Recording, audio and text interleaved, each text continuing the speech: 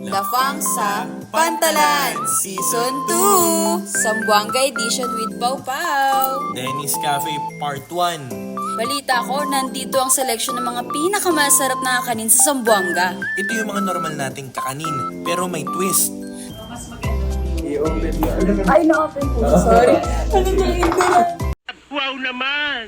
Wow! Wow!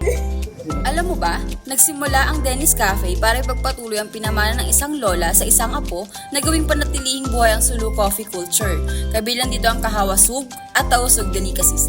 Bilang pagyakap sa kultura at maging paraan upang matulungan ang mga magsasaka at bigyan ng kapangyarihan ng kababaihan at kabataan tungo sa sustainability at inclusivity. Speaking of kakanin, susubukan natin ngayong araw ang walan saing, walan panggi, daral, biyaki, panggi-panggi at wajit. Surprisingly, wala akong favorite sa edition na to. Dahil lahat gusto ko, ante. Napakasarap naman talaga. Grabe, napaka-perfect ng latik sa lahat ng hinain nilang kakanin. Mapa sweet potato, banana, at kahit dun sa mais, grabe, nakaka-addict talaga. Hindi ka nanggaling ng Zamboanga kung hindi mo matitikman tong mga kakanin nila dito. Kaya 5/5 spoons siya for me. Grabe. We'll definitely come back for this.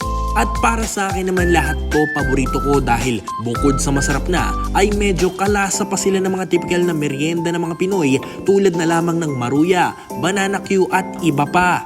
Kaya dahil dyan, 5/5 spoons para sa akin to mga to, lalo na tong matamis na sausawan nila na talaga namang bagay sa lahat. Laugh trip, food trip, at kahit ano pang trip. Siguradong dito, hindi kayo mababatrip! See you sa Dennis Cafe Part 2! Bye!